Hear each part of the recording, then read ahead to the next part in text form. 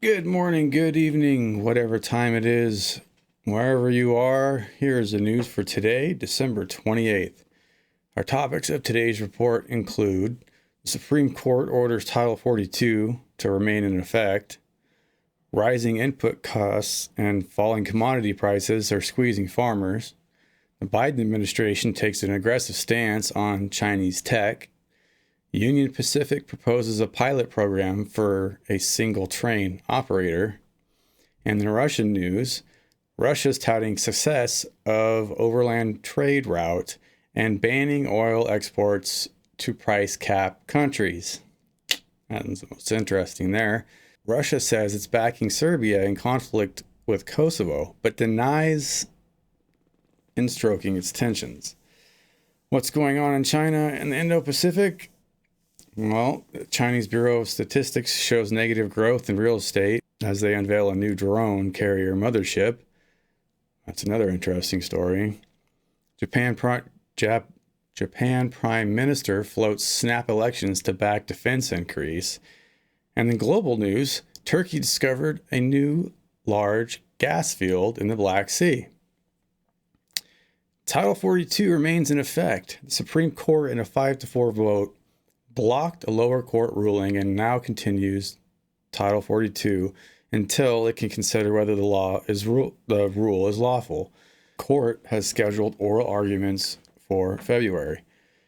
The Department of Homeland Security released a statement after the decision emphasizing that the border is not open and immigration law will be fully enforced. Ending Title 42 enforcement at the southern border will lead to a surge of migrants trying to cross and claim asylum, making enforcement even more difficult and creating a threat to national security. University of Kentucky agronomist Chad Lee said that rising input costs and falling revenues could put farmers at the center of an economic perfect storm.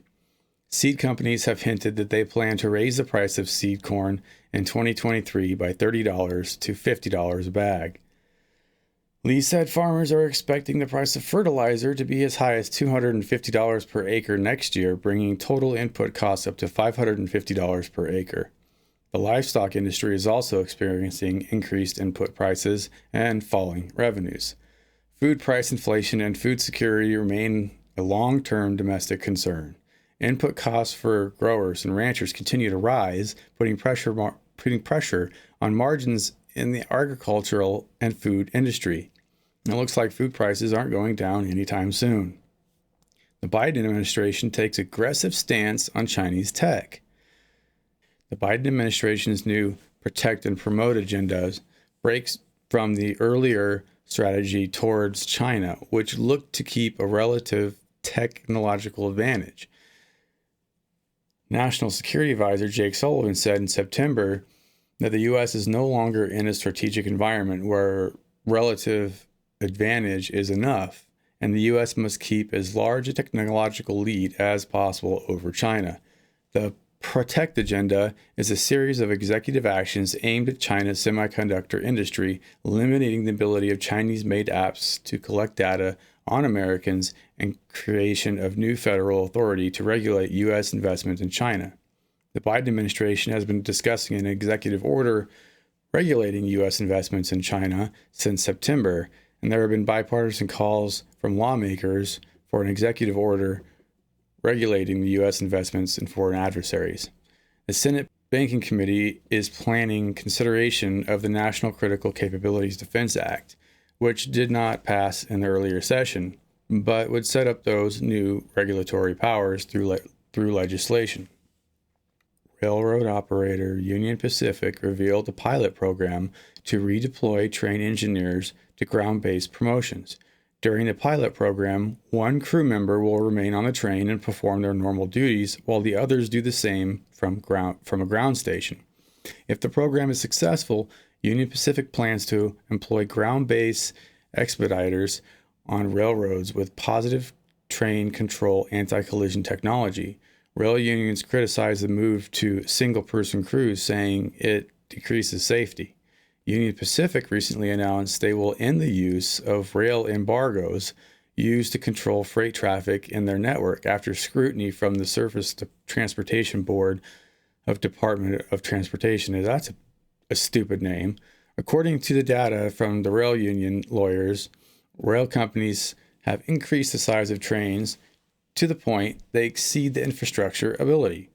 The program is likely designed to relieve congestion by freeing up more conductors and engineers after Union Pacific said they would no longer use rail embargoes to control traffic. Union Pacific moves 20% of rail freight, and a disruption caused by a move to single-person crews would significantly affect supply chains across the country.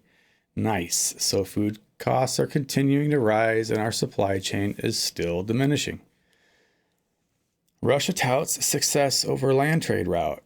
At the end of year conference with the Commonwealth of Independent States, or CIS, Russian President Vladimir Putin announced $81 billion, which is about $250 per person in the U.S., worth of goods were exchanged between the Commonwealth states. The CIS is a Russian-led group with members from Azerbaijan, Armenia, Belarus, Kazakhstan, Kyrgyzstan, Tajikistan, Turkmenistan, and Uzbekistan. If I said all those correctly. Putin also said that these nations are trading more often in their native currencies and that 2023 would be the year of the Russian language for the CIS. Many of these states are also members of the Collective Security Treaty Organization. Between the Economic Union, Common Security Pact, Lingua Franca, and the de-dollarization, Russia is proving to be a formal sphere of influence pulling away from the West and China. Here's the best story of all, probably. Russia's banning oil exports to price cap countries. From 1 February to 1 July 2023, Russia will ban exports that directly or indirectly supply countries that agreed to the U.S.-led $60 a barrel price cap. Russia is allowing individual exceptions with President Vladimir Putin's approval. While the move is designed to punish the countries joining the U.S.-led price cap bloc, European countries are reportedly purchasing Russian oil via Turkey. The ban will hurt European energy security and gas storage this winter, but these countries are likely to continue their purchases from non-Russian sources anyway. So far lot of good that did. Russia is backing Serbia in a conflict with Kosovo. Moscow said on Wednesday that it supports Serbia's attempt to protect ethnic Serbs in northern Kosovo. The pledge of support comes a day after the Serbs in North Kosovo city of Mitrovica, I'm terrible with these, set up new barricades, and hours after Serbia put their armed forces on their highest alert. Kremlin spokesperson Dmitry Peskov denied Russia was stoking tensions by taking sides in the conflict and adding that it was wrong to search for a destructive Russian influence. Ethnic Serbs in Kosovo say they are being singled out for harassment and pushed out of their homes by Kosovo government officials. Serbia has vowed to come to their aid, leading to increased tensions between the two former quarrelsome nations of the 1998-1999 war that involved NATO intervention. China's negative growth in real estate.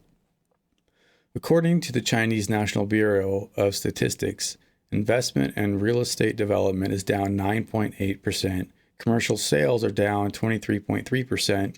And residential sales are down from November 2021 to November 2022. China is continuing to struggle under the weight of real estate market collapse. This has not led to contagion so far, but with added COVID disruption, subsequent factory shutdowns, and a global recession, the Chinese economy will continue to be battered in 2023. But meanwhile, China has unveiled a new drone carrier mothership. According to a report from the Warzone magazine, China has just put into service a new drone carrier mothership. The vessel, which uses a catamaran design, can operate with larger groups of manned surface naval combatants to employ and control drone swarms against shore targets and air defense. In May of this year, China launched an artificial intelligence operation drone ship capable of carrying 50 surface, subsurface, and flying drones that can be autonomously launched and recovered. China's drone fleet can employ drone swarms as hunter-killers, sensor platforms, and electronic warfare platforms. These swarms can supply an inexpensive way to defeat air and naval defense systems and conduct maritime surveillance over wide areas in all weather conditions. In Japan, the Prime Minister is floating snap elections to back defense increase. Japanese Prime Minister Fumio Kishida, concerned with the unpopularity of Japan's new national security strategy, floated the idea of snap elections, according to comments he made on Japanese television Tuesday evening. Kishida is facing sagging popularity in part due to increased taxes to fund a $7.47 billion shortfall in the national defense budget. Kishida is attempting to rapidly rearm Japan against an imminent threat from China and a wobbly-looking U.S. defense policy in the region. Kishida is, I hope I'm saying his name right. Kishida has doubled down Japan's defense budget to procure a deterrent counter-strike capability amid a weakening economy plagued by high debt levels and dollar-driven inflation. Expect Kishida to legitimize his new national security strategy in the eyes of the public, whether that ends up being through snap elections or some other mechanism yet to be revealed. And in final news, world news today, Turkey has discovered a new large gas field in the Black Sea. So much for the climate agenda.